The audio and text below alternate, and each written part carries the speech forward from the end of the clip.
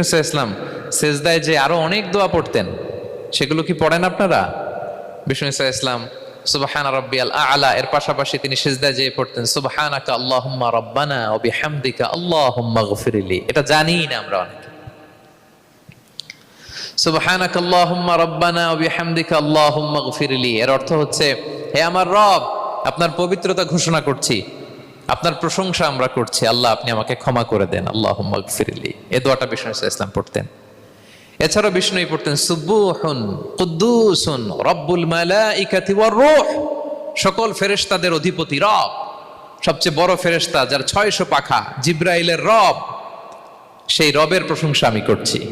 তিনি সুবুহ, তিনি কুদ্দুস, তিনি মহাপবিত্র, the most pure, the most high.